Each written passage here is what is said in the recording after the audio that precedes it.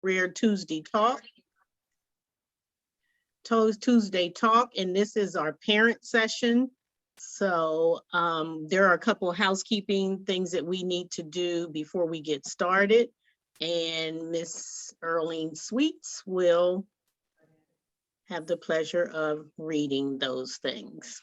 Good evening, everyone. The first thing I'm going to go over is the media release. In accordance with the terms set forth in this presentation, Delta Sigma Theta Sorority Incorporated will be filming, recording, and photographing this event for use in Delta promotional videos, photography, advertisements, social media platforms, web pages, and other future Delta events as the case may be. Participant and participant's parent and guardian via continued participation and by continuing to remain logged into this event, hereby one acknowledge that participant may be photographed, filmed, or otherwise recorded while on the premises of the event. 2, grants Delta its successors assigns and licensed irrevocable consent to include participants' name, likeness, photographic image, mannerism, and voice, or other recording in their production on the exploitation for any purposes whatsoever in any and all media now known or hereafter devised throughout the universe in perpetuity, without compensation and or credit. 3, represents, warrants, and agrees that Delta holds and shall forever hold all display, publication, and ownership rights, licenses, and privileges to any and all media, whether in law or in equity, which may be asserted, ascertained, registered, or in any way utilized with respect thereto rights. And 4, waive, releases, and transfer as the case may be. Any and all such rights, whether in law or equity, as may be necessary or required to effectuate Delta's establishment of ownership. And next is our emergency response safety greeting. Welcome to Delta Sigma Theta Sorority Incorporated community event. We are delighted you chose to be with us this evening. With safety as a priority, it is essential that you are aware of our safety procedures. Whether in a virtual setting in your home or physically in some formal venue, please identify 2 exits in your current location in the event there is a need to evacuate. Also remember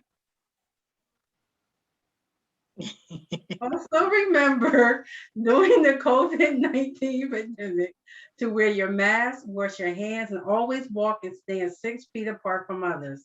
Please enjoy this event and continue to be safe and welcome. And again, we would like to welcome everyone to our parent panel discussion tonight. We have 3 fabulous people that you will have the opportunity to discuss their experiences. And at this time, I would like to introduce them to you. The first one we have is Mr. Joe Proctor. Joe Proctor is an accomplished high school math educator and has been for 17 years. He is the co-founder of a nonprofit organization, Brothers and Sisters Making a Difference. He also serves as an adjunct professor at Harrisburg Area Community College. Mr. Proctor also coached high school basketball at Harrisburg High School for 23 years before retiring and coaching AAU basketball for Team Final Red. Mr. Proctor has 2 children, Sabri and Jihad Proctor, whom both were all-star 1,000 point scorers in high school, who were both fortunate to earn Division I scholarships in basketball. Both were All-American Conference 1,000 point scorers in college as well, while earning their master's degrees. Mr. Proctor has obtained his master's degree in education while having a bachelor's degree in mathematics. He is married to his wife, Antoinette Proctor, for 23 years. Our next presenter will be Mr. David Stewart. David is the proud father of 2 daughters, one a college graduate from a mid-sized 4-year PWI LaSalle University and a current sophomore student at a mid-sized 4-year HBCU Howard University. Following his career in higher education with over 17 years of experience working in college admissions and student life, David has appreciated the opportunity to work with prospective students and families. Along with 2 colleagues, he currently works as a primary partner with Higher Level Educational Consulting Incorporated, a post-secondary consulting group. David has expressed that he is truly happy and excited to be here this evening. He has also shared his contact information for Higher Level Consulting, which we will place in the chat feature and is currently displayed on the screen. Our next presenter, and last but not least, is Siobhan Sweets. Siobhan has 2 daughters, Amari, who is 22 years old, and Helena Sweets, who is 14 years old. Amari is a recent graduate of Bethune-Cookman University, where she received a bachelor's degree in psychology. Helena just accepted an offer from Hershey Park. Siobhan graduated from Central Penn College with a degree in criminal justice administration, and she has been with the Pennsylvania Department of Corrections for over 10 years. And I present to you our panelists, and we are ready to begin. Parents, if you have any questions that you want to address, we're going to start off with a question, and we're going to ask other panelists to start off. But if you have any questions that we haven't covered, please drop them in the chat, and we will get your questions answered, hopefully. Thank you. All right, so good evening, everyone, and thank you again for joining us for tonight's edition of our College and Career Tuesday talk session. We are excited, as you heard from the bios that were just read, we are excited because we have a wealth of knowledge and experience, not only are these individuals parents who've gotten their children through the post-secondary process, they've also all gone through it themselves. They also have, 2 of the 3 also have experience as an educator, as someone who's been in the college post-secondary world, 2 of them for 17 years. So please, please, please take advantage of their resources. They're here with us, and we thank them for it. So I'm going to go ahead and I'm going to get started. I'm Tiffany Devan. I did not say that. So again, thank you for allowing me to be your moderator this evening. Again, also, if you have questions that you want to place in the chat, we will be manning it, and we'll also make time at the very end for questions as well. So I'm going to go ahead, and we're also going to kind of keep it informal. It's going to be informal. It's going to be fun. It's going to be lively, but we want to make sure you all get all of your questions answered. So before we really just dig in, I want to say, again, thanks to everyone who's attending, and also remind you all that this session is going to be recorded. We will also share the slides at the end that holds not only Mr. Stewart's information, but some resources as well about college and career planning that you can then peruse at your convenience. So now, without further ado, I'm going to jump right on to the first topic. We want to talk about preparing your children for that post-secondary experience. And quite often, you know, when your kids are younger, they're talking about their goals, their plans, what it is they want to do when they grow up. Maybe they want to be a teacher, they want to be an educator, they want to be whatever it is. Now, you know, they want to go to college, or they want to go to some type of post-secondary school. Panelists, you can choose who wants to go first, but what are some tips that you would give to them about how to prepare their kids for the college process, how to think about it? What are the things they should be thinking about? When should they prepare? And you can choose to say it. Again, whomever would like to go first, or if you all want me to pick on you, I'm happy to do it. I'll go first. Can you hear me? Yeah, I can hear you. Okay.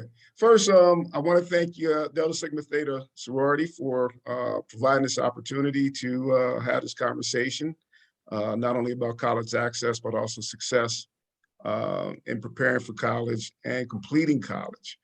So that's one of the things that we really want to make sure I focus on is the beginning to the end.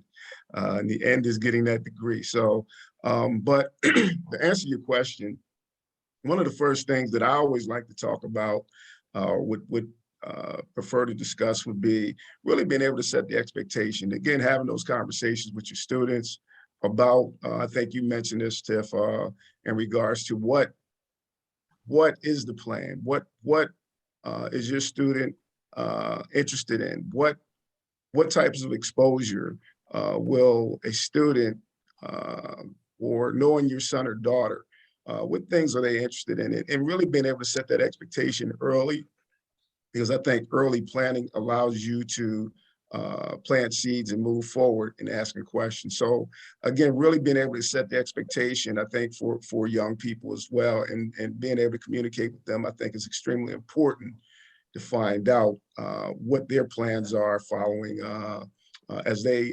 matriculate through secondary ed or high school. Can I piggyback on what Dave just said? Absolutely, please do. There again, I want to also thank that Data's DST for having me. It's a pleasure. This is like my third year or third time with DST in reference to college preparedness. So I appreciate you giving me the opportunity to say my spiel. And just to piggyback on what Dave said, I think it's very important for parents to be very involved in their children's navigation through the college process, and getting a feel like for what you want to do. What do you want to major in? Because I think a lot of kids miss it. Like you can prepare yourself for your major prior to even getting to college. So that's some of the things parents want to look into. You know, there's certain classes you got to take in order to get in college if you want certain majors. So they can do all that prior to getting to college. And I always tell parents, it's very important to be proactive. Don't rely on the counselors, the coaches, or anybody to navigate or get your child through college. I think it's not solely, but I think the majority of it falls on the parents. So just piggybacking on what Dave said, I think it's very important that parents are proactive in the whole process, not only with the grades, understanding what your child is taking, especially if you had the conversation and you know what direction they're gonna go once they get into college.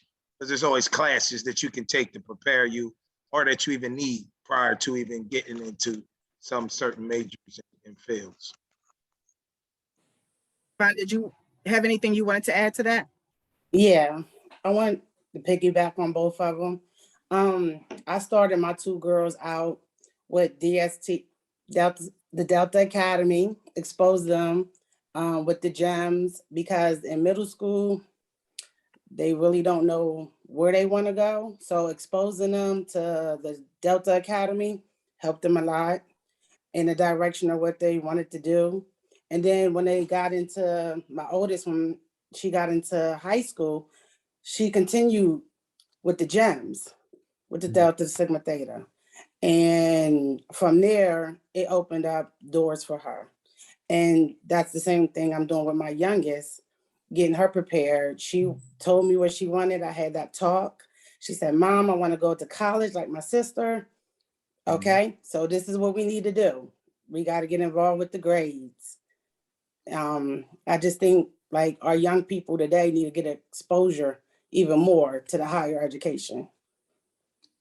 Thank you. That's something that I noticed that each of you said, you talked about, was making sure that the students have exposure. And for those also who don't know what, when she's referring to Delta Academy and Delta GEMS, our sorority has some youth mentoring programs. So whether your children are involved in Delta or another one, maybe some of the things you can do is get them exposed, get them involved in other organizations that can give them additional exposure. But something you all were mentioning as you were talking about exposure, at what age group do you think your children should be, or children in general should be exposed to the thought of higher education and the opportunities that are available to them, and then how to kind of learn to maneuver through that process? Like, what age should it start? I think the conversation should be held at the dinner table, family discussions throughout their lifetime. Like as an infant, you know, you stressing, well, you know, college, you know, and let me reiterate that I understand college isn't for everyone. You know, there's different avenues to get wherever you need to be. But for those thinking of college, I think that conversation should be had throughout. They should hear it. They should see the degrees hanging in the houses and things of that nature, especially if that's what you if that's what you want for your children. So I think that conversation should be had a lot throughout. They should hear it all the time, so it becomes second nature. It becomes an expectation that's, you know, like not even thought about. It's just something, I've been talking about this since I've been a baby. So exactly, plant the seed early. I agree. Now, can I add on to that? I'm the moderator, but I do want to add on to one thing that you said. I won't take up all of you all's time, you know, but to that, when you were saying college is not for everyone, I do agree. However, I like to use the word post-secondary because I think post-secondary education can be for everyone. And what I mean by post-secondary is some type of structured learning beyond high school, whether we're talking a business school, a technical school, a trade school, community college, four-year school, or beyond. You know, maybe you have a child who says, hey, you know what, I want to be an electrician. I don't want to go to a four-year school, but they can still be molded and given the tools and the resources so that they can get into that trade school, or maybe there's a certificate program that they want to go into. So higher learning definitely will still pay off, and you want to continue to that learning process. So I do agree, it's not just that traditional college, and it's not for everyone. That's not all that everyone wants to do. So I thank you for pointing that out. With that, another question that I do have for you all that kind of ties to the how much hands-on experience, how much hands-on assistance do you think parents should provide to their students when they're talking about navigating the process? When it's time to talk about, hey, I want to go to college. How much of the applications should the parents be doing? Because sometimes the parents are doing the work. Sometimes the parents are choosing the careers for them, choosing their majors for them. They're the ones sitting out doing the scholarship applications or the financial aid paperwork. How hands-on should the parents be with this particular process? And also, how hands-on were you with the process? Tiff, there's a question. Do we want to address that question, or do we want to address the question that came into the chat first? Do this one first, and then we're going to do that next one. Okay. Because I'm thinking your answers might kind of start to answer what's out there. For me, I was extremely hands-on. And I think that was kind of my personality. I'm not saying that's the right way or that's the only way. Just in terms of me, I was kind of hands-on with my children, and college was expected. It wasn't like it was, and I don't want to say a choice, but it wasn't for the most part. You know, the conversations and everything that was built up to that point was for them to go to college. So, I mean, in my case, I was hands-on all the way to, now I had student athletes, so it was a little different. So, and I was hands-on through that whole process in reference to the coaches and talking to the coaches and taking them to colleges. And that's another thing I would advise parents to do also, whether you have a student athlete or just a college, a child that just wants to go to college. I would take my children to colleges early. We would go to the college and check them out. And I mean, they were getting recruited too, but aside from that, we even went to colleges that they weren't getting recruited at, just to get them acclimated to that whole college life questions, and just, you know, just planting the seed and continuing to water it. So, you know, in terms of me, I was extremely hands-on, because I didn't want to be one of the parents, well, the coach didn't do this or my counselor didn't do, no, I'm gonna take care of everything, so it falls on me. So, you know, and I would rather it fall on me than anybody else, because I knew what I was going to do, and I knew what I had to do in order for them to get to college and be successful throughout. Like Stewie said, not only get to college, but make it through. And that's a whole nother topic in itself, because you got trials and tribulations once you get to college to maintain stand, especially when you're a student athlete. So, you know, that's my take on some of that. I would be extremely hands-on, but I understand everybody's not. But if you can't be, I would also check just to make sure you got an idea and somebody can explain to you if someone else is hands-on, so that you understand wholeheartedly what's going on in the process. Agreed. Good point. I would also jump in and say, basically reiterate what Ms. Sweet said.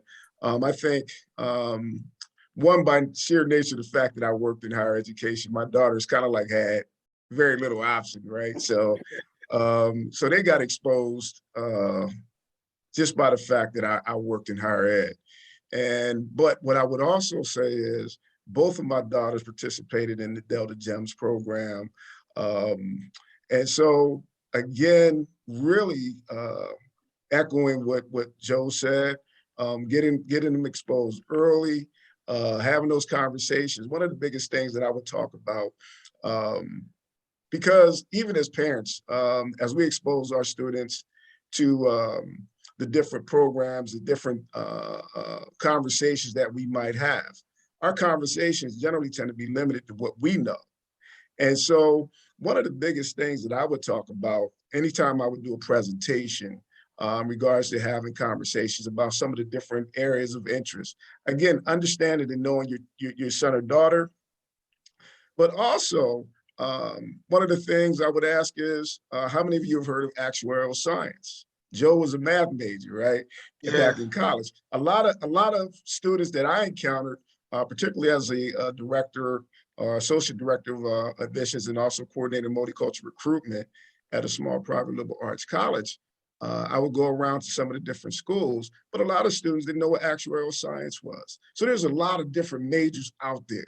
And there's a lot of different professionals and different professions that our students don't know about. So again, really, as parents, really just trying to educate ourselves about some of the different things based on what some of our strengths of our sons and daughters, and really being able to find opportunities like the Delta GEMS, as Tiff mentioned, the Achievers program, programs that will expose your sons or daughters to things that you may not be aware of.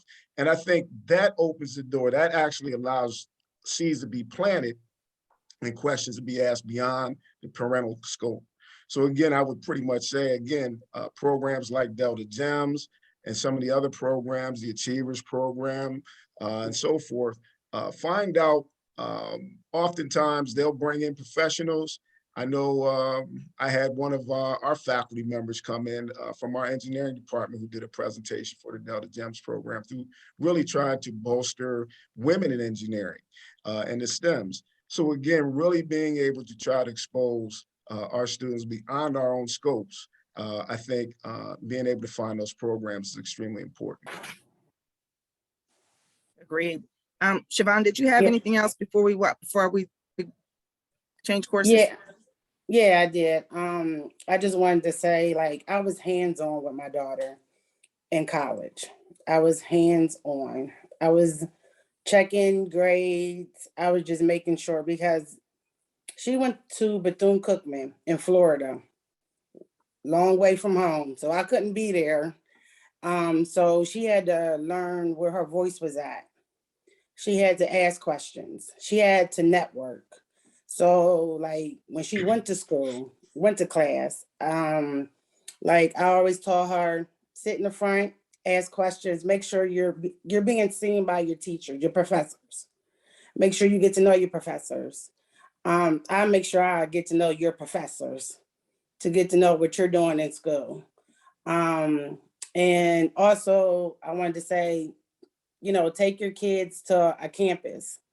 Some college campuses are big. Some college campuses are small. I just think they just need to get exposure to everything, whether it's a HBCU or PWI. Like, just get them out there, interested in something. That's a nice segue into the next area that we want to go into, because it's all about the admissions process. And okay, once your students have decided, okay, now what, as parents and even as students, what are some of the things that you think parents need to know, and even the students need to know about applying? How do you choose the school? Right fit, right location. Where do they start? Is it a college fair? Is it a college tour? what's the starting place for that student who knows they want to go to school, but they have no idea where to start?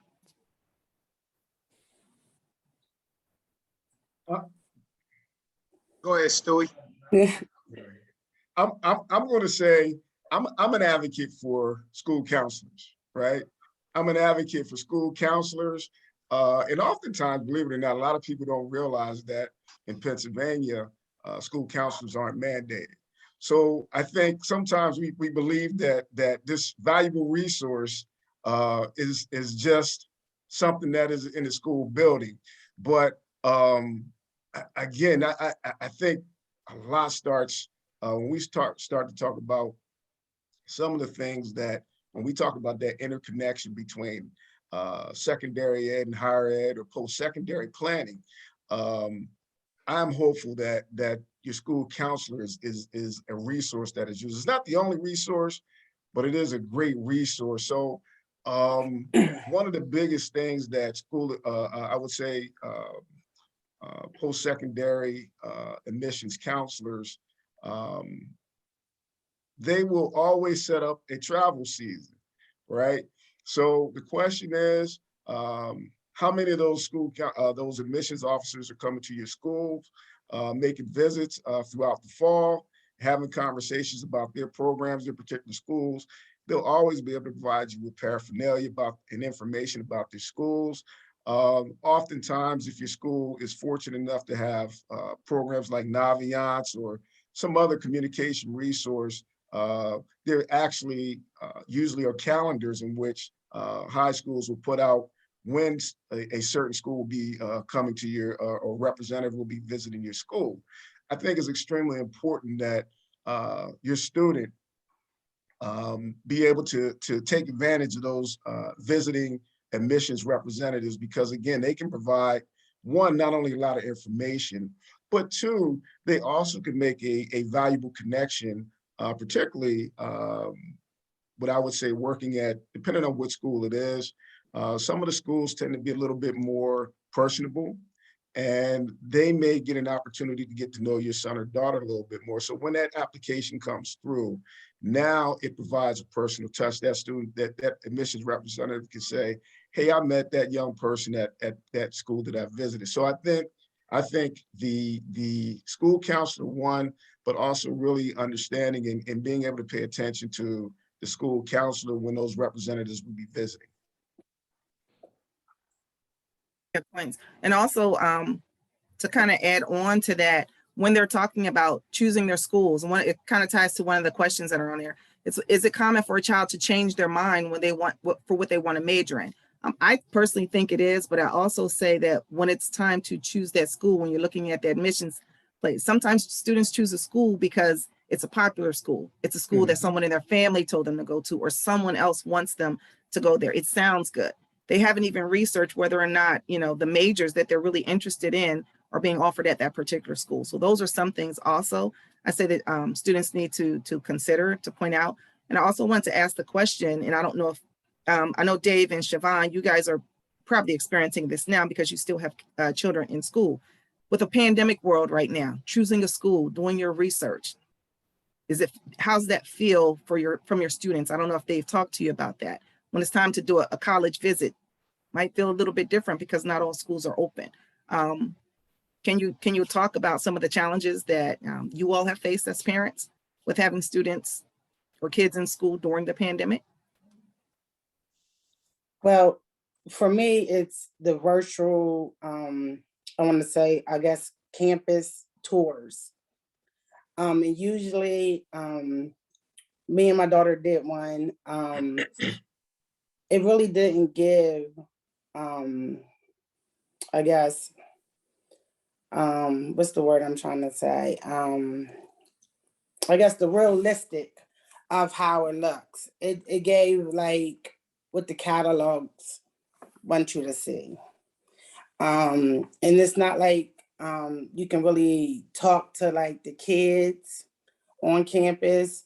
It was like talking to professors, admissions, guidance counselors, but it didn't really give you the feel like it did pre-COVID, where you could go to the dorms, you know, go to the yard, go to the cafeteria, you know, see it for themselves.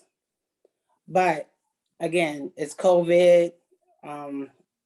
It still give my daughter something to look forward to and something to get interested in.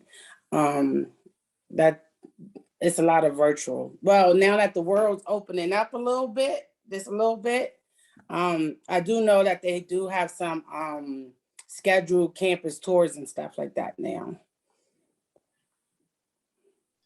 I would also say, yeah, the majority of the colleges, when the pandemic hit, had to really figure out a way to continue to do, I use the term business, right? They had to figure out a way to continue to do business. So appropriately, the Zoom world, the virtual world came into effect. A lot of colleges began to move towards those virtual tours. But certainly, as Ms. Sweet said, there's nothing like being able to step foot on the campus, being able to have a conversation, get a feel. I always said every college campus, no matter, all of them have the big clock in the center of the yard, right? All of them have those things, but there's nothing like being able to set foot on a college campus. And one of the things, I took my goddaughter and my daughter down to some HBCUs and one PWI in Virginia. And it was actually pretty interesting listening to both of my goddaughter and my daughter speak in the car as they had visited the both schools. And, you know, it was actually interesting because one, particularly the HBCU, felt more like home. I again, just kind of like ear hustling, listening to them. And, but the larger PWI, my daughter kind of like said, she was talking to her again, my goddaughter, she said, I feel like I would get called the N-word here a lot, right? So again, with all being withstood, looking at those pamphlets, right? The pamphlets, and I always say this, the pamphlets will always show you the best building on campus. We're always gonna show you the best dorm room. We're gonna show you all of those great things. But my daughter is at Howard right now. And so literally being able to have the real feel and experience of what it's like to live in a dormitory. Her first year, it was 100% virtual. So, but she was chopping at the bit really to get on campus. And I think a lot of students who are looking to gain some independence, I think are looking forward to that college experience. And I think, so she really is appreciating her college experience right now, because again, it is in DC, albeit, but she's not 100% in person in classes. Some of her classes are virtual, some of her classes are in person. And so that is something that parents should be inquiring about when it is time to not only visit colleges, but also ask those questions about how they've handled the pandemic and how they continue to handle the pandemic in regards to coursework, so many other things, because as I said, it can make a difference. And as I said, the residence life and all of those things that go with it, in all probability, my daughter probably could do her classes 100% online. But again, I understand and I appreciate the fact that she wants her own independence. And so I support her in that. And so, but you know, we continue to monitor and just make sure that the schools also are providing those communications. And one of these days, or if I have an opportunity to talk about FERPA as a parent as well, because that's coming up. We're going to talk about this, but okay, good, I have a question kind of leading to this a little down the line, but good. I'll shut up. No, that's good. And Mr. Proctor, hold tight, because I have a whole nother line of questioning for you to add on from a student athlete perspective. But even before we get to that, one of the things that I do want to I'm hoping that you all can give a little bit more on is, it's a question, what are some suggestions on making that final decision? And it sounds like some of you all kind of really were hitting on it. It's about that feel, you know, getting what works for that particular student, you know, everything from, you know, you saw the school, it looks good on paper, but what are your needs? Like, what are the specific needs of the student? You know, maybe you're someone who needs some extra student support services. Does that particular school have that for you? Maybe you're that student who really didn't do that good in high school. There are some schools that will allow you to come in regardless of what your SAT scores look like. Maybe you're that person who really you're pretty shy. You don't really want to go to a school and it's so huge where you come out looking like a number. If you all could have like 1 or 2 pieces of advice to a parent, you know, who's trying to guide their student on how do they make that final decision on what school is the best school for them, what are 1 or 2 key things that you would say they want to make sure they're looking out for? I would think, like Stewie said, I think Phil is going to be one of the priority, high on the priority list. Phil, I think in terms of what the school has to offer, in terms of what you're looking for, and that goes with the major, that goes with the environment you're looking for, whether you want to be in the city or in the suburbs, or you want to go to a HBCU or not, or, you know, there's a whole bunch of different things that can go in. But I think one of the things is how your son feels. You know, does the school want him? You know, and I'm speaking more so from a student athlete's perspective, but that also goes if a school's offering your son an engineering scholarship or a math scholarship. Let me add in there also, the gentleman who did type in, he said his son has received generous scholarship offers from multiple schools. Right. But he's still having a hard time finding that right choice. So, you know, continue on, but I did want to let you know that he kind of did mention that as well. Yep, and that's part of it. So then you want to put the pros and cons with each, you know, in terms of the financial aid, in terms of the environment, in terms of the feel, and then you can still make a decision and second guess yourself. You know what I mean? You go to college and you said, do you switch your major? Yeah.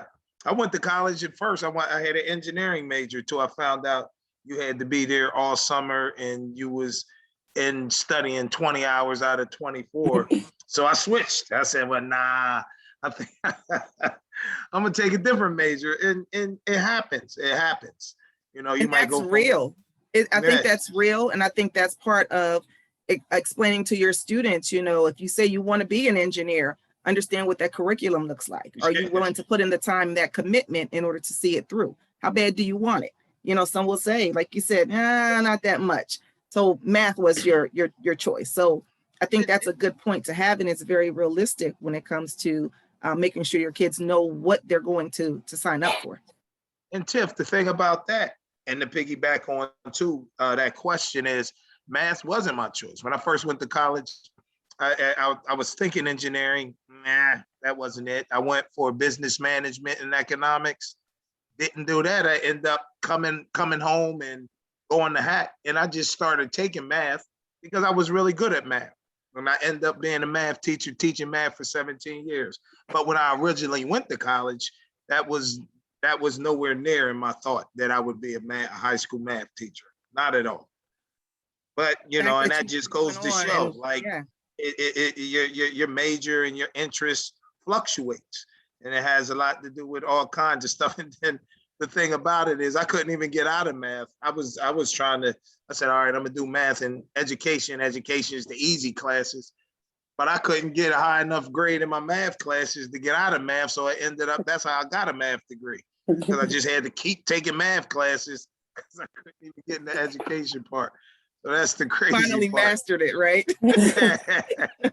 So you're going into what you think your major might be. You might switch your major 3, 4, 5 times before you finally figure out. So, you know, I mean, it's good to know. That's why we said having that conversation early and having an idea of what you want to do and what direction you want to go in kind of helps. It kind of helps. And being steadfast in what you want to do, as opposed to going and not really having an idea. And you know, each way works. You can get it. You can get a degree either way, but just having an idea and a clue of what you want to do and things set in stone kind of makes it seem easier for the parent and the child going through college. Can I jump in too real quick? Absolutely. All right. Also want to point out too that there's a lot of different types of admissions types. So as we talk about, you know, if you have a son or daughter who really knows what they want to do, you'll find terms like early accept, early action, rolling. There's a lot of different types of admissions. What I would also recommend is parents understand that process. One is a binding contract, that early accept. So you really want to make sure that if your son or daughter, we would always say in this world, if your son or daughter really knows what they want to do, early accept is a great way to go. That school is making a commitment to you and your family, and you'll get your information fairly early. But understand that that's binding. Other types of admission, rolling admissions, really allows you to be flexible. Early action allows you to get an early decision, somewhat of an early decision, and still be flexible. Some of it is based on your grades, but the reality is there's a number of different admissions types. I would certainly recommend, again, researching or having those conversations again with your admissions representative. If you don't fully understand, or if your son or daughter doesn't fully understand the different types of admissions types. There's also a number of pre-professional programs that, again, if your son or daughter really is dead set on being a doctor, and I think, or an engineer, or some other professional major, there's a number of pre-professional programs that will have some prerequisites and requirements, but they can pipeline you right into, as we talk about, the completion of not only your bachelor's degree, but it can propel you right into your professional program as well. I see two other questions. One, I'm going to hold tight till we talk about the financial aid and getting through school debt-free, things like that. But there's another question. What are your thoughts in looking at or picking schools based on prestige ranking in desired degrees versus schools' connections with industries based on diversity? I think you all kind of touched on that, but I don't know if you can kind of give more, any more to add, if you had anything more to add on that question. Well, there again, I had experience with this too with my son, and he was being recruited by Harvard. So, you know, I was like, yo, we going to Harvard, like we going up there, they recruit you. But the funny thing about that, he never really wanted to go, but it wasn't like he really had a choice at that point. We're going to go check Harvard out, you know, just because of the prestige. And we got there, and it ended up being so different than what I thought. He ended up twisting his ankle. He hated the experience. And it was like, wow. But I mean, it was just like, you get an opportunity to go to a school of that prestige. I think the least you can do is to go check it out. So I probably was more excited to go to Harvard than he was. Mm-hmm. But you can't, I wouldn't say pick a school on prestige or rankings. Or now, if you're picking a school that caters to what you're doing and is ranked, and you got between a school that's ranked 2 or 10, and they kind of are have the same major or kind of have the same your desires, then I mean, rankings could be cool. But there again, I think it goes back to what we talked about earlier, the field, the financial aid that you may receive, the want that they make you feel, because a program could make you want, like, because there, for instance, I'll give you another example. When my son went to Purdue in his grad transfer year, he was like the first African-American basketball player to major in marketing for Purdue. So things of that nature, I think that's good in a sense, where you setting the tone there. Can I jump in there too real quick? Absolutely, absolutely. Also understand too, with prestige comes selectivity. So by that, I mean, as Mr. Proctor just mentioned about Harvard, if you look at Harvard's acceptance rate, I think sometimes when we talk to students, whether or not it's the parent, whether or not it's the school counselor, we should also set realistic expectations. You'll have some students, again, who may want to go to a Harvard or some of the more selective schools. But if you take a look at their acceptance rates, you know, that comes down to being able to really diagnose what a reach school might be, what a first choice, a second choice, third choice, et cetera, might be. So really being able to, I'll always tell students, high school students, to know your numbers, right? So when you're in high school, when I just met with a couple of students probably about a month ago, they were actually seniors. One of the first questions I always ask is, what are your numbers? What does that mean? Do you know what your class rank might be? Do you know what your standardized test scores might be? Those are your numbers. You know, where are you? And so in really being able to help figure out what a good fit might be for you, whether or not it's at a 4-year institution, whether or not it's at a 2-year institution, whether or not it's at a community college or vocational trade school. Again, what are your numbers and is it realistic? Because ultimately you'll always have students and you know, I have a million stories about students who come up and say, hey, you know, I've got a 2.8 GPA, but every school has a profile. Every college, just like every high school, has a profile. So really being able to find out what that school's profile is, that information will provide you, that profile will provide you information about what their selectivity is, what their average SAT scores are, how many students got accepted and so forth. So again, it's important, I always say, to know what your numbers are as a high school student. Hi, if I can, I'm sorry, it was my question and I guess I need to clarify more. So my question is based on, my son has very high grades, very high testing scores. So he has and he wants to go into engineering.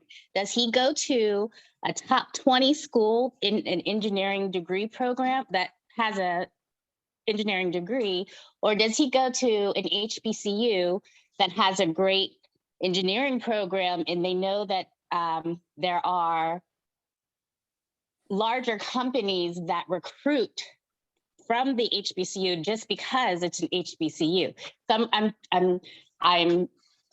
So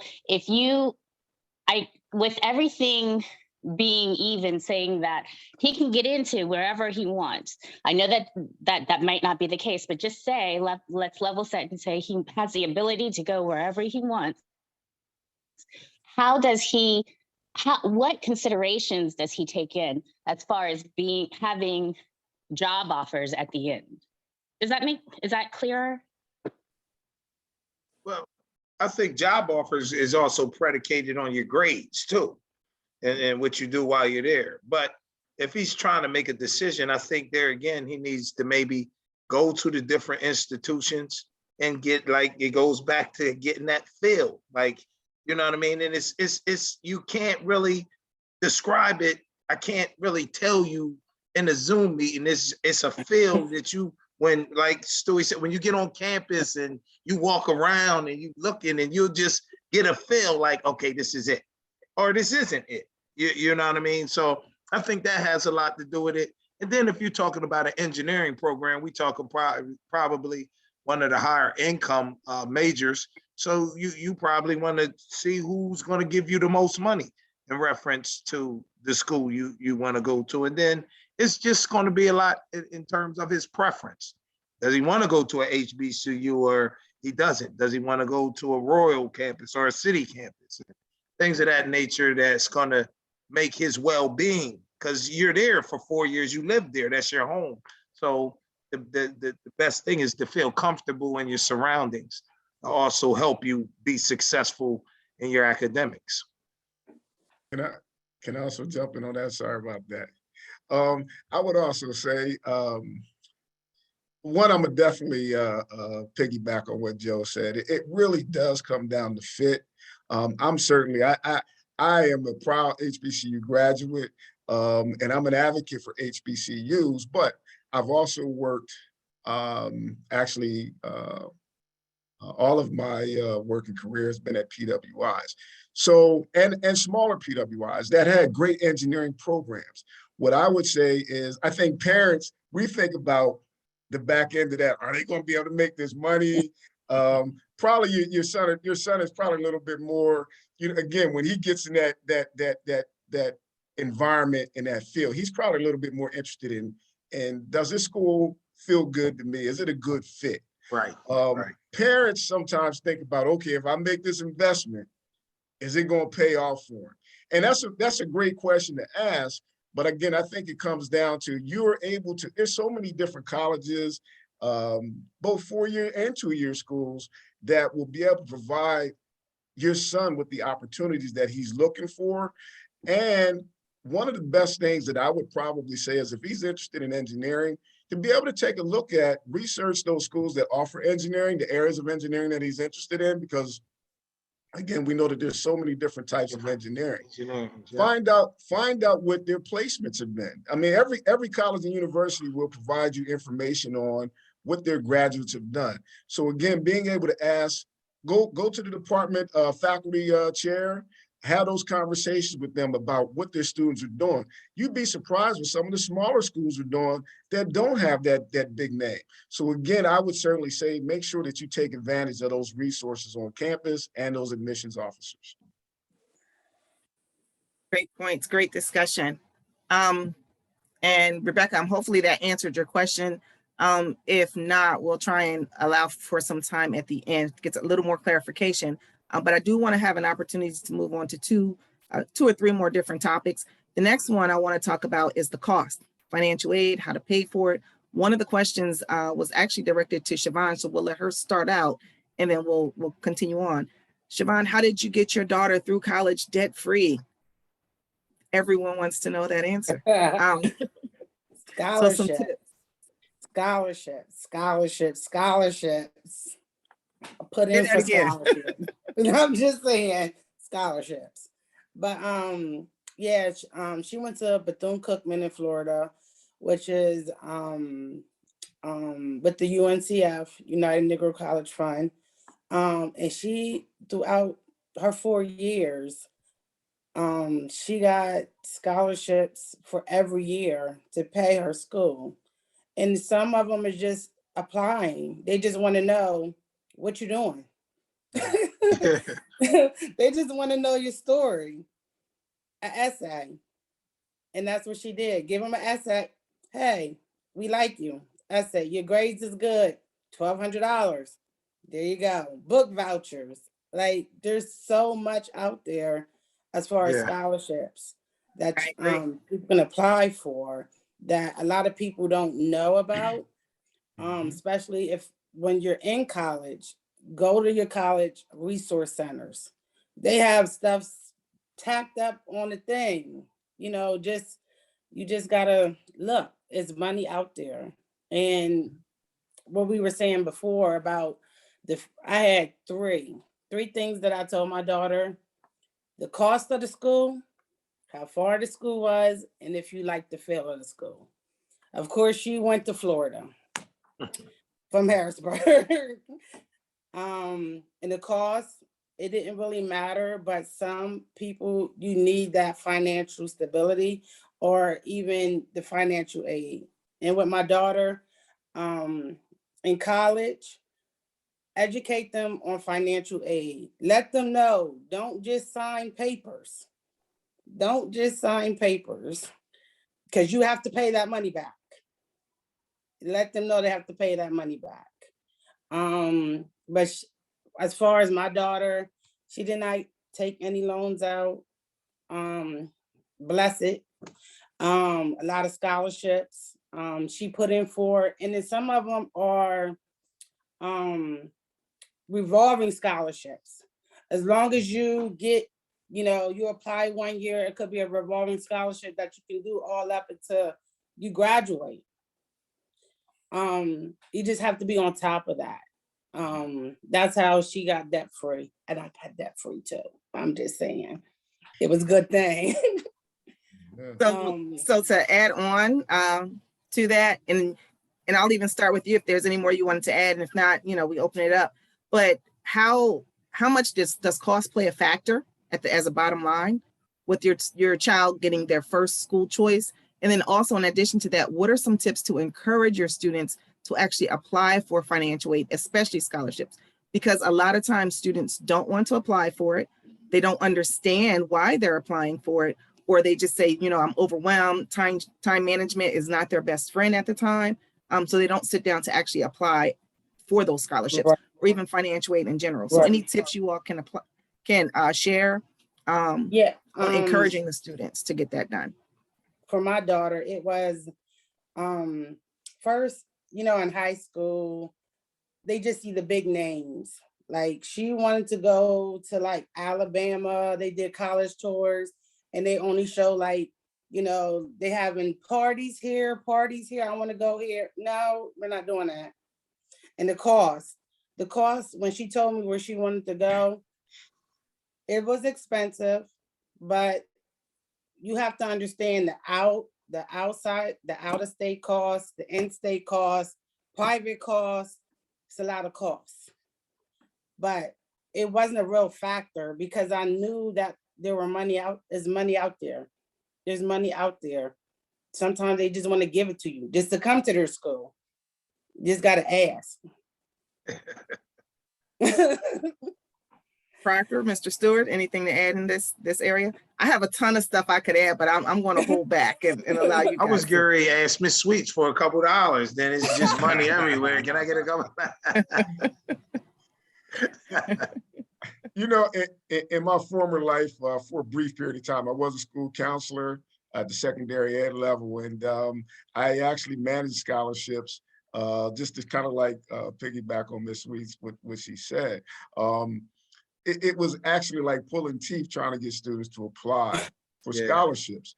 And so one of the things that I always recommend families do is create a scholarship package. Because the reality is, just like I'm sure Delta Sigma Theta has a scholarship. As she said, there's a ton of local scholarships, regional scholarships. I just got an email the other day from PP&L who are offering scholarships to currently students who are currently in college. Someone else sent me information about a scholarship, so I forwarded right there to my daughter. But my point being is, as Ms. Sweet said, there's a lot of money out there. Create that scholarship package. Typically, they're asking you to do pretty much the same thing. So create that scholarship package early, that essay, understanding, again, what your numbers are, and your superlatives, some of the things and activities that your son or daughter might be involved in. So academics are great, but also, and again, this is coming from my days as an admissions officer, to be able to talk about how well-rounded a student might be.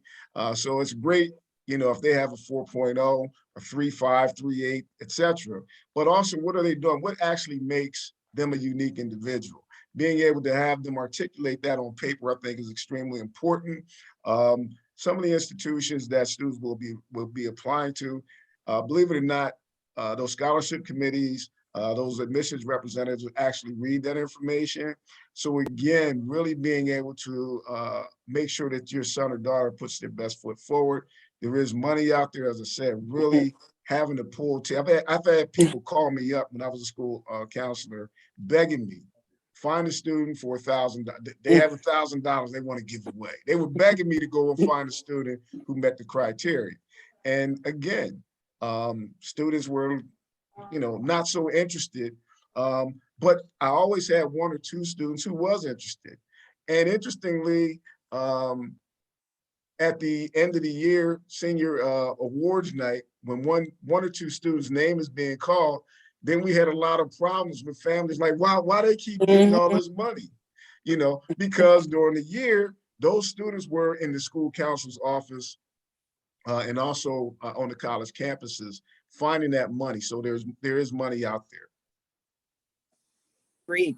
Mr. Proctor, anything to add? And then after this, I'm going to switch to you. You're going to ask you to do a lot of talking because I'm going to switch to the student athlete in a couple seconds on just about every aspect. Do a lot of talking. I Is know, that an right? oxymoron? That's unheard of, right? But anything just on the general scholarships, not from the athletic standpoint, but just on a scholarship basis. Anything you wanted to add there? Want to give you an They kind of opportunity. summed it up. I agree. Yeah. I agree. Now, I do want to point out, because my background is in financial aid, some other key points I do want to make sure that parents are aware of is it's not just scholarships, it's the whole financial aid package. You know, by the time your student gets to be a senior, they should have a clear understanding what the free application for federal student aid is, or the FAFSA application. They need to also understand that there are deadlines for when they need to complete that. And a lot of schools will tell you that they have a specific deadline for when they want the paperwork to be completed. Scholarship organizations, they have deadlines for when they want those applications to be completed. And I always say, don't leave any money on the table, because if they miss that deadline, I guarantee you there are thousands of other students who did not. So that's my spiel for that piece. And we also have resources that are available.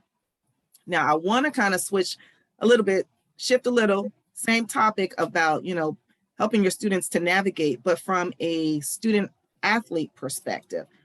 Everything that we kind of talked about, how is it different, or what's a different look for that student athlete? What kind of tips can you help parents with navigating through that process? What's the recruitment process look like? What are some of the myths that are out there? Because we know every time I talk to a student athlete, they're going to say, hey, you know what, I'm going to go to a D1 school, I'm going to make it, I'm going to do this, I'm going to get a full ride. They don't understand the concept of a full ride. They don't understand what's required in order to get into a D1 school, or just even, what a college tour looks like, an official tour, an unofficial tour. So Mr. Proctor, anything you can shed light on regarding that would be greatly appreciated. And then Ms. Sweets and Mr. Stewart, I'll also allow you to give your feedback in on that as well. But I'll start with you, Mr. Proctor. With the student athlete, it's kind of similar. You have those conversations. The difference is you not only got to stay on top of your books, you got to stay on top of your craft or whatever sport that is you're playing.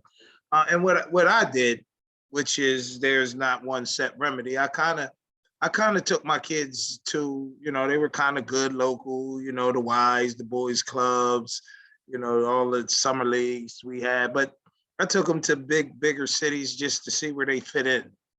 I was fortunate enough to have where their godfather lived in DC, and he was kind of already in with some of the name basketball teams in the DC area. And I just took my kids down there, and both of them kind of excelled. So it kind of gave you like, oh, okay, and this might be something we can do. And then it just kind of went from there.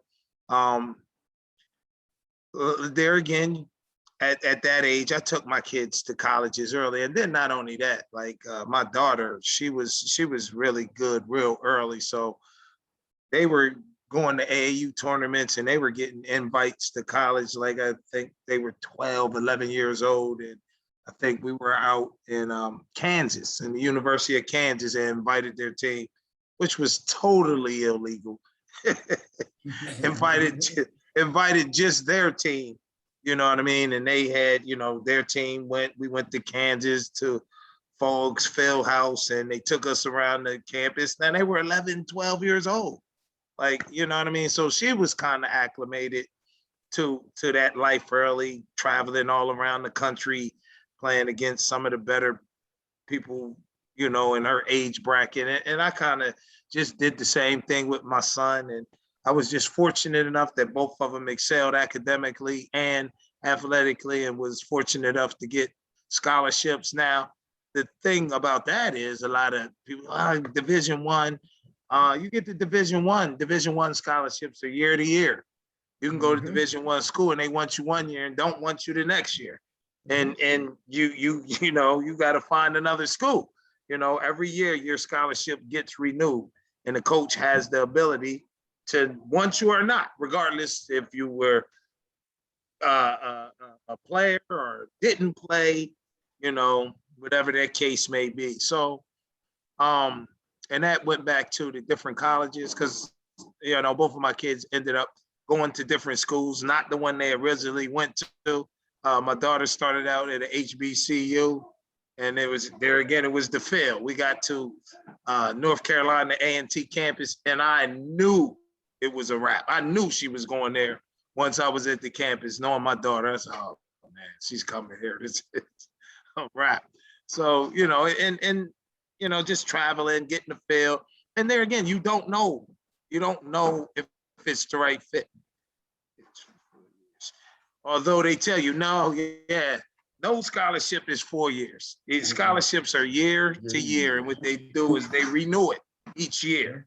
Now, more than likely when they recruit you, not even more than likely, because they don't. Now it's a dog eat dog world there, you know.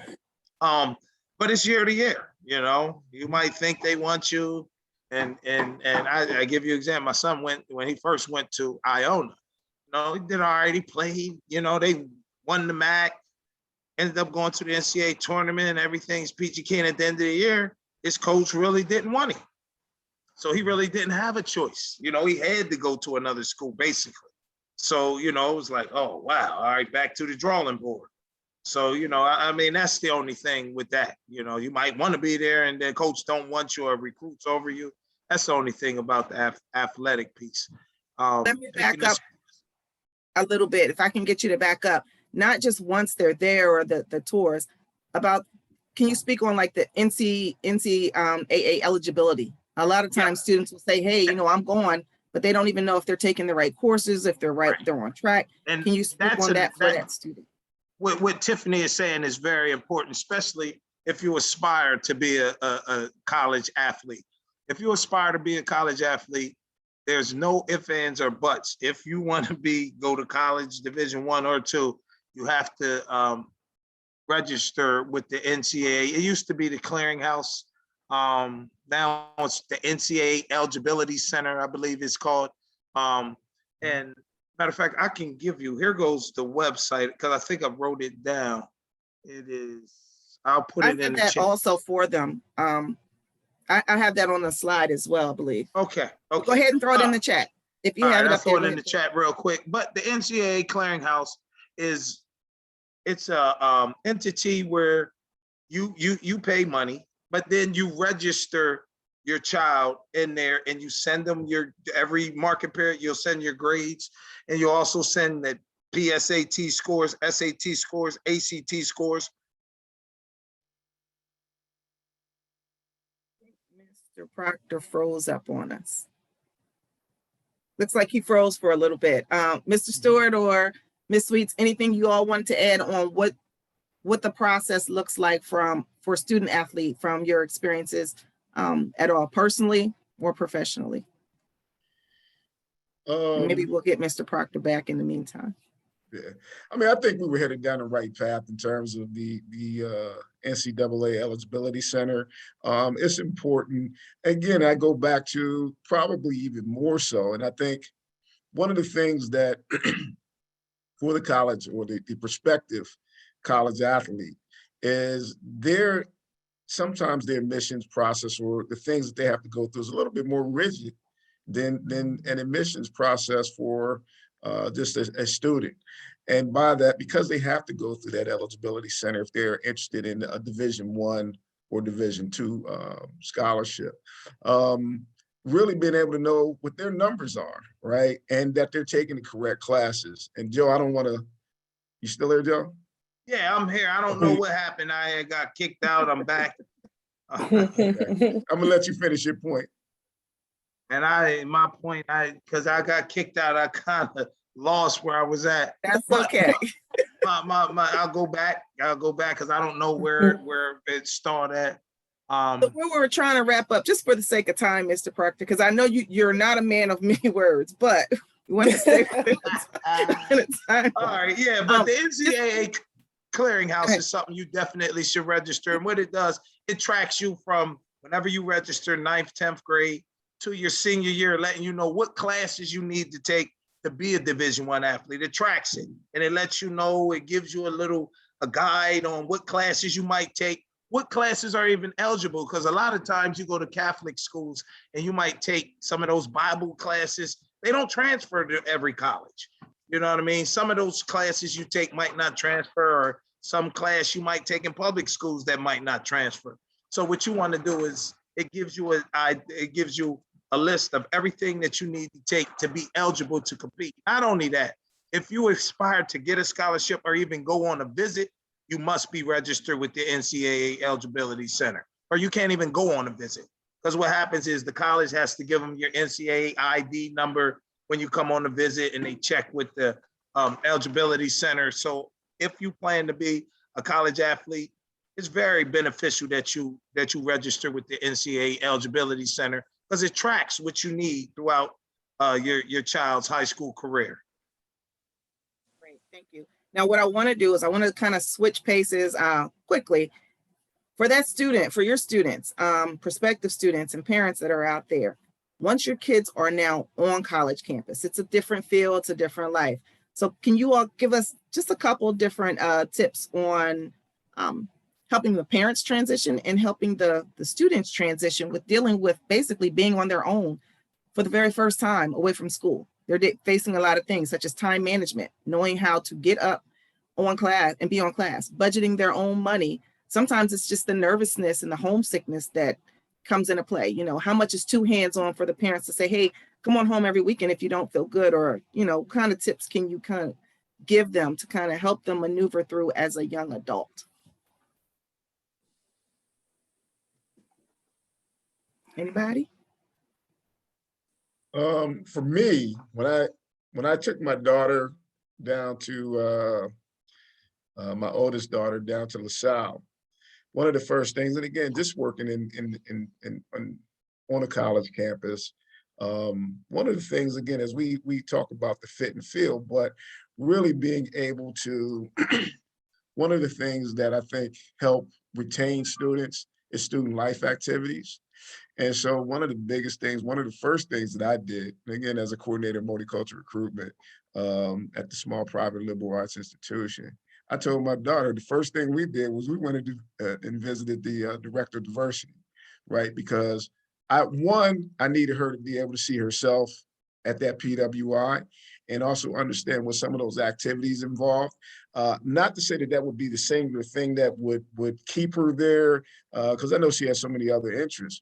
But one, I wanted her to be able to find a home base, and then from there be able to expand out to other areas of interest, which student life, residence life is robust. And I think when parents drop their students off, in order to have that peace of mind, I think it's important that residents, that the student life directors, their programming should be robust programs where you know your son or daughter, I mean, certainly there's certain majors where your sons and daughters will certainly be studying, but what we do know is your son or daughter will not be in class 24/7. So literally being able to make sure that they're fully developing, fully growing. So a lot of the different colleges and universities, even some of them now have specialized activity centers and commuter houses and so many other things that if your son or daughter is even commuting, they have houses for them where they can just kind of like chill out and relax. So again, really being able to feel comfortable about what you're dropping your son or daughter off into, I think makes that journey less stressful for you. And so I would certainly say make sure that is another stop that you want to make sure that you do, is stop by and talk to the director of student life and find out what's going on campus. My one piece of advice would be parents, be proactive. That's all I would say. I would say be proactive in your child's college decision, everything. I wouldn't leave it into anybody. Now, that's not to mean that you can't check or get opinions or anything from friends, or but I would definitely be proactive and seek out and do a lot of this stuff hands-on so that you know specifically what's going on with your child? Well, with my daughter, I couldn't be really hands-on because she was in Florida. So No, and I mean with the process. yeah, with the process. But as far as like dropping her off, I would say if the school has like that orientation for like freshmen, go, let them go so they can get the feel of like where their classes are. You know, they're not just walking around on campus not knowing where they're going. I did, like with my daughter, I did advise her, don't sit in your dorm. I don't know what, like pre-COVID, don't sit in your dorm. Cause then she did get homesick. It wasn't like she could come home. I'm not paying a ticket for you to come home every weekend from Daytona. No, you gotta stay down there. I just made sure she like didn't get in a depressed mode because I know some freshmen, they get homesick and now I want to come home because I don't know nobody here. My roommate, I don't know them. And that's another thing. If they do have roommates right now, let your child get to know their roommate. Like email, telephone number, something. Because you don't want to get there and then you and your roommate clash and it don't work. Now you want to come home because you don't like your roommate. But as far as I just try to get her to be independent as much as I can. Just giving her the tools, just guiding her, not doing it for her, but guiding her. Like I'm telling you to go to financial aid. Yes, dealing with HBCUs, there may be a wait. Days. I'm just saying. I understand. You So adding know, on to that, to a couple things. So when your kids go to school, when the children are headed off to schools, we know they're your babies, they're all of these things. However, once they get to college, they are considered an adult. Privacy Right. laws take effect. FERPA is in full effect. That means that you can't just pick up the phone and do everything on their behalf.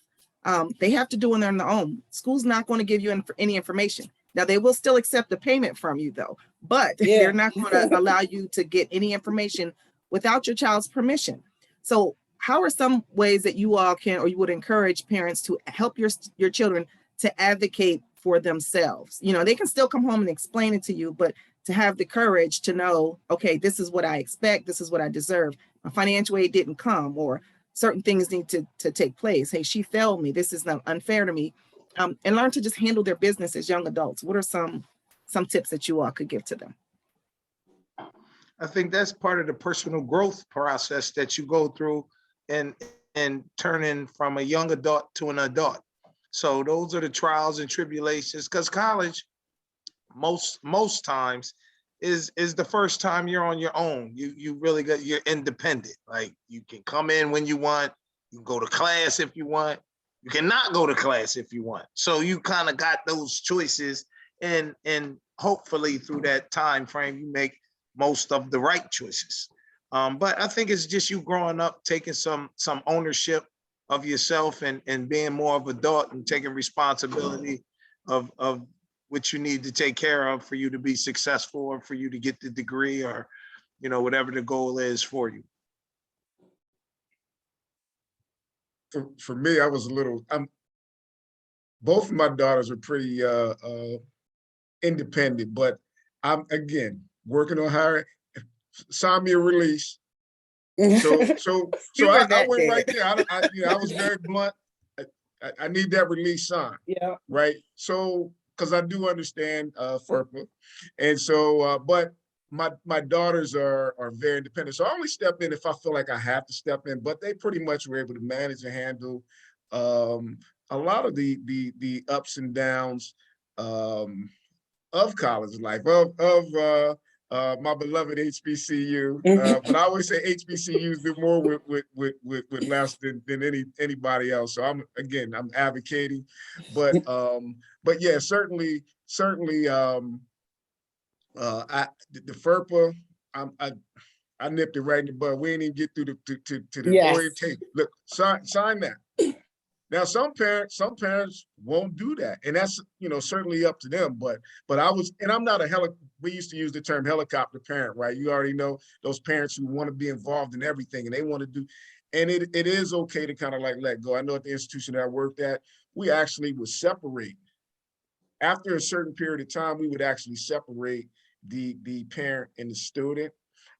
Then as parents would drop their sons and daughters off, we'd have kind of like an opportunity for a final moment. But literally, we'd separate the whole process to kind of like begin that process of letting go. Some parents can drop you off and keep it moving. Some parents, you know, it really was a process. So it varies from family to family. Just to add I on have a to. question. Oh. I have a hand up for Rebecca. Rebecca, you can go ahead and ask your question if you want it. Do you still have a question for us? Yeah, hi, this is Devon Williams, not Rebecca, but just a comment. And you know, my thought with our kids is a lot of times that we don't explain to them that this is really a transactional thing, college. I mean, a lot of us don't have scholarships, a lot of us have unsubsidized and subsidized loans. And so for our students, this is the largest purchase they're ever going to make in their life. And so you got to think about it from that aspect. Are you picking the right school and are you doing the right thing to make your money worth it? Because you'll probably be paying for this until you're 40 years old. So, you know, explaining to our kids early that, hey, when you go to school, you have to, you're paying for something and you don't want to waste your money. And so being proactive in your classes, being proactive with your counselors, this is what you're paying for. Because regardless of if you get a C or an A or an F, you're going to pay for this for the next 20 years. So you got to look at it transactional, and you want to make sure that we get the best bang for our buck. We pick the best school for our buck, and we're able to, you know, when in a sense of scholarships, pay the least amount of money as possible for what we expect in the future. I think that kind of sums up pretty much what the panelists have been saying. I agree, but I think you want to make sure that you're investing in yourself. It is an investment, but you're investing in your education. You're not buying the school. You're getting the education that you need to go into the careers you want without necessarily breaking your bank in order to get it done. So I think it's over a combination of different things with the right selection, but from the exploration that we're doing, you know, explore the colleges, explore the majors, explore the different careers that are out there, making sure that when you choose your school, you're choosing a school that's ultimately the right fit for you, from location, from size. What's it feel like for you? Does it offer the things that you really need? Don't go to a school that doesn't have your major just because it sounds good or because your friends are going there. Financially, is it a good fit? NCAA eligibility things. We kind of talked about those as well. I also want to, we're coming up to the point where we have to wrap up soon, but I also wanted to make sure that everyone's aware that when your children are choosing these schools, there are lots of resources. And Dave, you touched on it for a bit. And so did Mr. Proctor. There are lots of resources available to your students at those particular schools. Go to the student services area, go to the multi-cultural recruitment area, multi-cultural centers, go to the resources that you know your students need. If you have a student who's on the spectrum, maybe they have Asperger's or something like that, maybe they have an IEP, get connected with the particular resources. Not all schools have the same student services, so that should be part of your research to making sure that the schools can support your children's needs. If you're not sure what they can offer, let them know what your kids' needs are. Ask the questions up front when you're doing the tours. Whether it's the financial aid office, the admissions office, someone there should be able to assist and answer your questions as well. Just to wrap up for the sake of time, we do want to allow folks to ask any questions. So if you have questions, feel free to start typing them in the chat. For my panelists, I will say as final thoughts, what are 1 or 2 tips that you could give, that you could think of that would benefit any parent? Or in addition to that, if you had to navigate this process differently, are there things that you might do differently or you wish you would have known to kind of better help you out?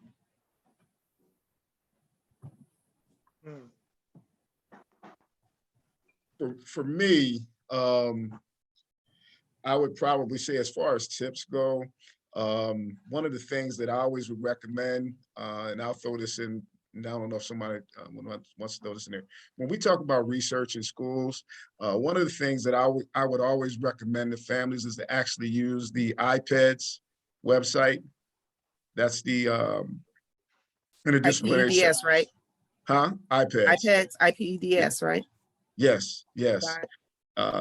Uh, and that's the Post-Secondary Educational Data Center. You can actually research pretty much all of the colleges in the across this country, so you can get the information that you need, what their retention rates are, what the financial aid packages are. You know, certainly colleges and universities will provide that information, but you can go right to the website and get that information, and that will help not only you, but your sons or your prospective students an opportunity to really deep dive into some of the data in terms of what those graduation rates are, you know, and what a 4-year private might look like versus a 4-year public or a 2-year and so forth.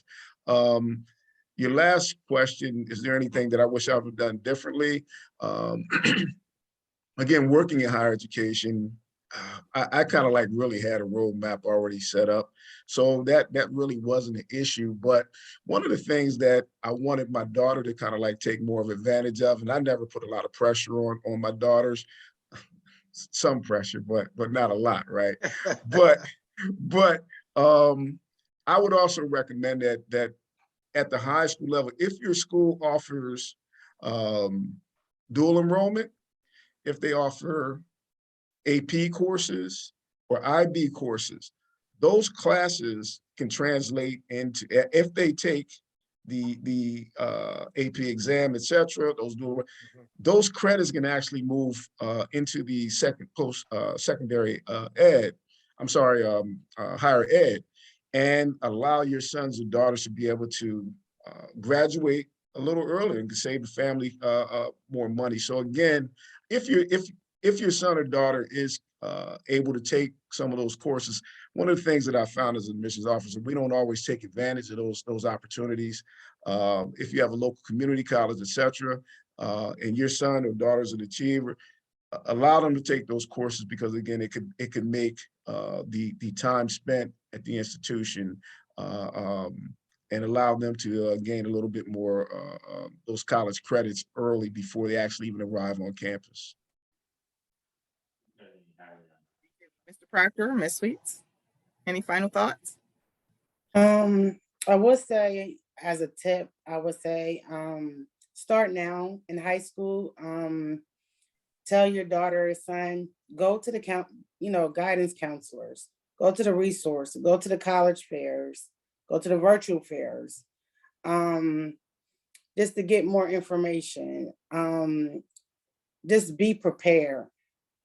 You don't want to get to your senior year and be like, I'm gonna go to this school, but then you don't have all the qualifications to get in that school. What I would do differently, I would apply for more scholarships early on. I didn't start applying until like my daughter's second year. So freshman year, it was scholarships, but it was through the school. Other scholarships was through UNCF,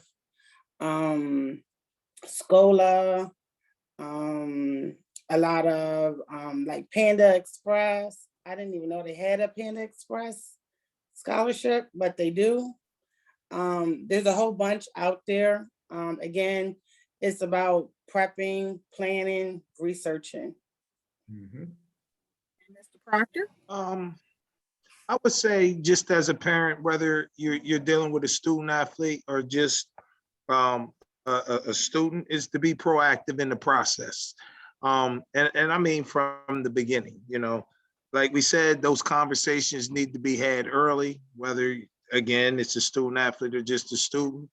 I think determining a distinct direction is better for you in the long run. not only that, just that's it. Being proactive through the process. Being I think you- proactive through the process. And if there was anything that I could do over, that would be it. With my kids, they were both fortunate enough to get basketball scholarships. Even though you get basketball scholarships, I didn't have them apply for scholarships because you still can get scholarships along with that. And you basketball and all that money you could have just had. So I know what my son, he probably could have had a ton of money. But since we got the scholarship, we was kind of like, all right, well, that's cool. School's paid for, books is paid for, we good to go. And then at that time, they're paying you to go to college too when you play Division I athletics. So it was all right. But he could have filled out another 100 scholarships and got free money, like Miss Sweet said. So if I had to do it over, that's one thing that I would have done differently in terms of still applying for scholarships, even though they both received athletic scholarships. Great. This has been a great session. I think you all provided a great deal of information. It is exactly 8:30. So for the sake of time, if anyone needs to drop off before we allow for a few additional questions, feel free to do so. If the panelists can hold tight for just another minute or two, if you can, that we greatly appreciate it. But I just wanted to take the time to thank you all for all of the information that you provided from every aspect, from your professional experiences as well as your personal experiences with your families. There was one question out there, and I think you guys pretty much summed it up. When should we actually start applying for a scholarship? What's the time frame? I can kind of answer that one. I always say you start looking early, start looking 9th, 10th, and 11th grade to know what is out there. Sometimes you will find scholarships that are available to undergraduate students. I also say that your senior year in high school is the best time to start the beginning of the senior year and work it like it's a part-time job all the way up until the time they complete their post-secondary degree. So you don't stop that first year that they get into college. You continue on every single year. I always tell a student, if you're going to work it like a part-time job, put out a little time, set out a little bit of time to the side every single week, 3-4 hours. You pick the day of the week, you pick the hours, set that time aside, knock out those scholarships. You're probably going to get something in return. So beginning of your senior year is when you should be going hard, but you should start looking 9th grade just to see what's out there.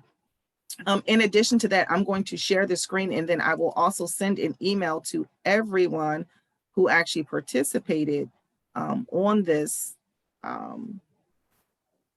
webinar with us today. If you can see that these are resources just about the planning process, just some great ones that were out there. If you're trying to pay, resources and websites to go to. And then from the athletic standpoint, that includes the NCAA Eligibility Center website that Mr. Proctor listed as well.